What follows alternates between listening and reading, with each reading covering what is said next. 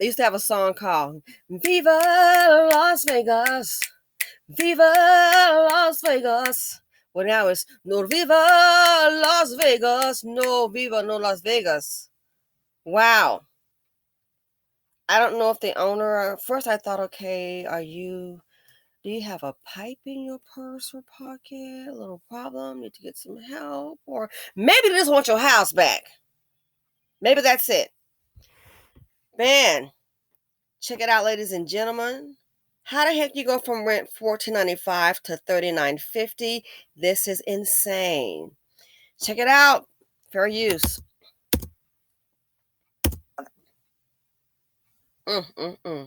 Valley Man says he got this notice.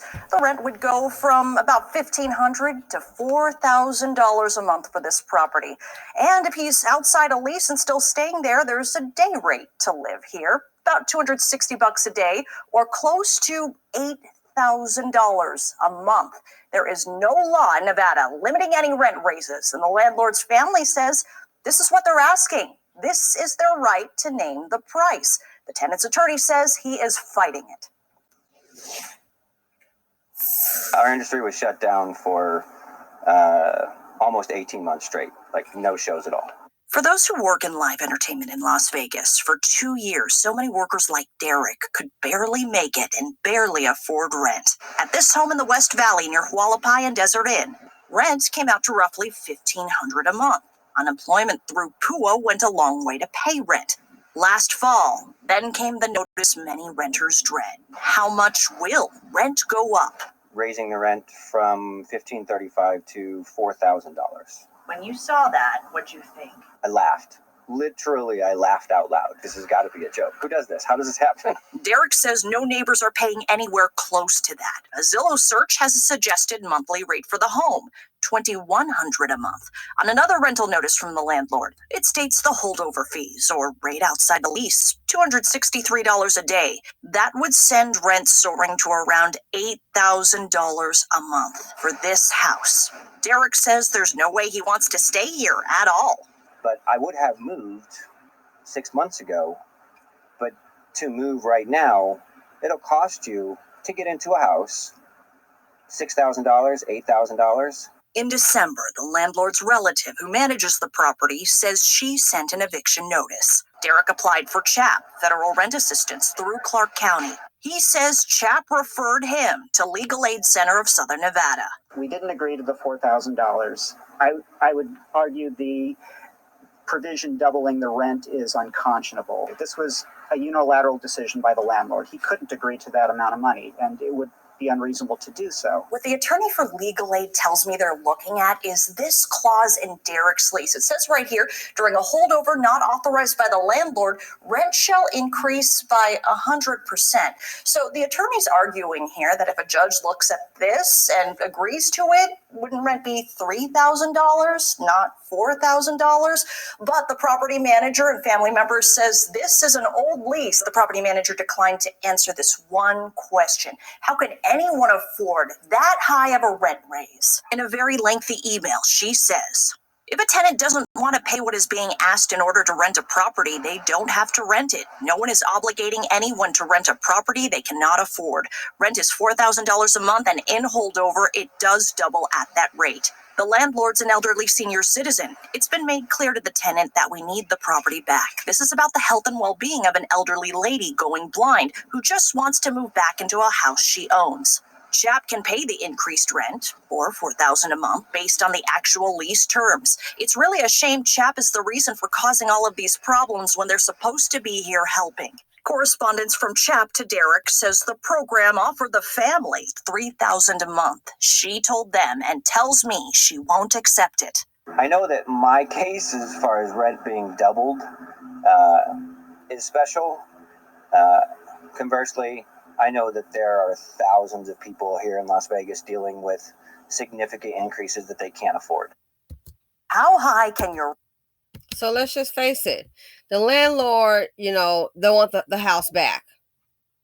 They want the house back. And this amount is crazy. It would have been a hell of a lot easier.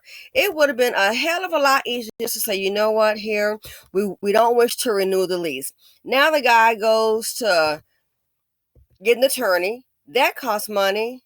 Bruh, it's just time to start packing. If you can't find a house, you may have to rent an apartment or a condo. But this here is just another example how life is getting it's getting really hard. Having a place to lay your head, security, that is paramount to your peace of mind. So we got from the Section 8 to working class and middle class. We got from poor. A lot of people's lives are just unraveling. It's like you're sitting on a rug and it is literally snatched from underneath your feet. Life is hard.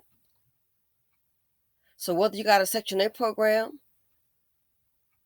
people say, oh, they've got multiple kids and all that. Yeah, that's a decision that was made. And sometimes housing these little dust bucket, you got to go. That's a decision that you made. You love your dust bucket. Look at your dust bucket and see what you can do. Like I said, about some of the women with children, with men, they're not playing with you. Oh, work hard, work hard. A lot of people worked hard and it didn't work out. The American dream became an illusion. A lot of people worked hard and everything you worked hard for is gone. Life is hard. That's why I think it's so important in the decisions that we make. It's going to be challenging. Let's not add to the darn challenge. So this here, if you ever come into some money, a lot of people, somebody going to always be stuck on stupid. But it's best to just try to live, if you can, beneath your means. It's like stuff is coming out of nowhere. We're thinking, okay, post-pandemic, and we're going to, get back to normal. Now we got a new normal here. People need a place to live, a place to stay. For themselves or families. Housing is a big issue.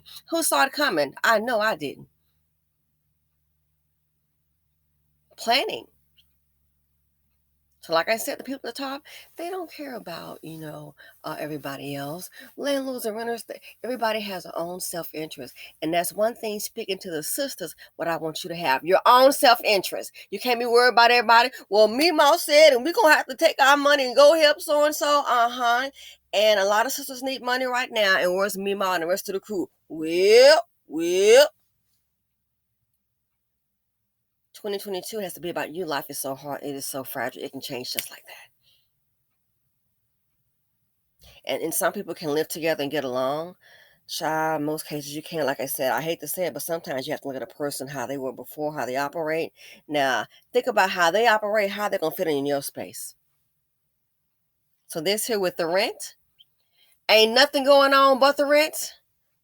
Ain't nothing going on but the rent. Cause you got to have a J-O-B if you want to be with me. Guess what? You can still have a J-O-B and still can't afford the rent. Welcome to 2022. Welcome to 2022. Anyway, I want to share this video with you. I told you before, not just Section 8, it's all around. People. So people want to have a pity party. Oh, you don't like Section 8 people. Oh, why you're so hard on them. Well, I hope you keep on doing well and can keep your place. And I do have one place that's paid for. And it's a small place.